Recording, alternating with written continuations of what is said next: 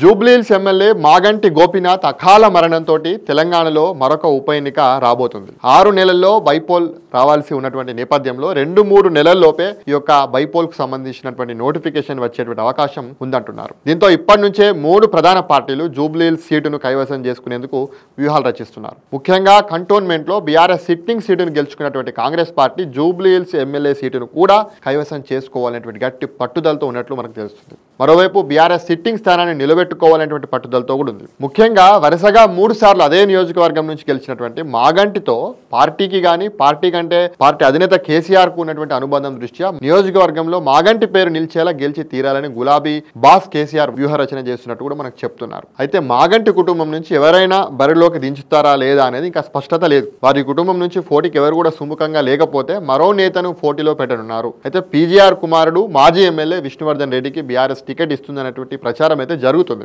ఆయనకు దాదాపు ticket confirm చేశారని చెప్పేసి కూడా అంటున్నారు. అయితే ఇక గతంలో జూబ్లీహిల్స్ నుంచి బీజేపీ ఎమ్మెల్యే అభ్యర్థిగా పోటీ చేసినటువంటి రావుల శ్రీధర్ రెడ్డి ఇప్పుడు బీఆర్ఎస్ పార్టీలో ఉన్నారు. ఆయన కూడా ఈ యొక్క టికెట్ ఆశిస్తున్నట్టయితే మనకు తెలుస్తుంది. అయితే ఇక అధికార కాంగ్రెస్ పార్టీలో టికెట్ ఫైట్ అయితే ఇంట్రెస్టింగ్ గా మారింది. జూబ్లీహిల్స్ నియోజకవర్గం నుంచి గత ఎన్నికల్లో కాంగ్రెస్ అభ్యర్థిగా పోటీ చేసినటువంటి అజారుద్దీన్ మళ్ళీ టికెట్ ఇవ్వాలని కోరుతున్నారు. ఆయనతో పాటు చిన్న శ్రీశైలం యాదవ్ కుమారుడు కాంగ్రెస్ నేత నవీన్ యాదవ్ కూడా ఈసారి బరిలో నిలవాలని ప్లాన్ చేస్తున్నారట. జూబ్లీహిల్స్ బంజారాహిల్స్ పరిధిలో నవీన్ యాదవ్ కు మంచి పట్టుంది. అయితే 2014 ఎన్నికల్లో నవీన్ యాదవ్ మజ్లిస్ పార్టీ నుంచి జూబ్లీహిల్స్ నియోజకవర్గం నుంచి పోటీ చేసి 41,656 ఓట్లు సాధించారు. 2018లో ఎంఐఎం కు రాజీనామా చేసి స్వతంత్ర అభ్యర్థిగా ఎన్నికల్లో పోటీ చేశారు. ఆ ఎన్నికల్లో కూడా ఆయనకు 18,817 ఓట్లు వచ్చాయి. ఇక పీజీఆర్ కూతురు ఖైరతాబాద్ కార్పొరేటర్ విజయారెడ్డి కూడా కాంగ్రెస్ పార్టీ నుంచి జూబ్లీహిల్స్ టికెట్ రేస్ లో ఉన్నట్టు మనకు తెలుస్తుంది. ఓ రెడ్డి, ఇంకోవైపు ఒక బీసీ, మరోవైపు మైనారిటీ ఈక్వేషన్లో హస్తం పార్టీకి ఎవరికి టికెట్ కేటాయిస్తుందనేది ఇంట్రెస్టింగ్గా మారింది. జూబ్లీహిల్స్ నియోజకవర్గంలో ముస్లిం మైనారిటీ ఓటర్లు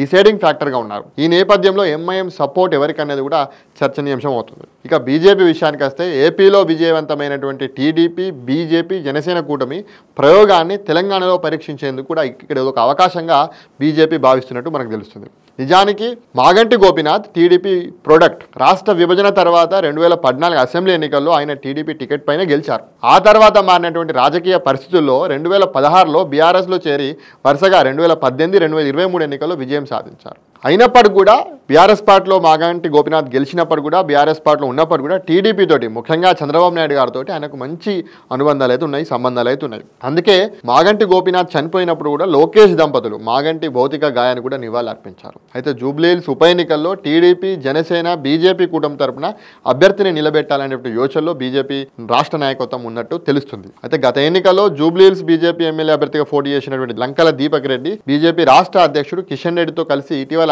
విజయవాడలో ఏపీ సీఎం చంద్రబాబు నాయుడు కూడా కలిశారు. అంటే ఈ సమావేశంలో కూడా జూబ్లీహిల్స్ బైపోల్ పై చర్చించినట్టయితే మనకు సమాచారం అందుతుంది. ఈ నేపథ్యంలో అన్ని ప్రాంతాల వారు ఉండేటువంటి జూబ్లీహిల్స్ నియోజకవర్గంలో ఈసారి పార్టీల వ్యూహాలు, ఫలితాలు ఎలా ఉండబోతున్నాయి అనేది మనం చూడాలి.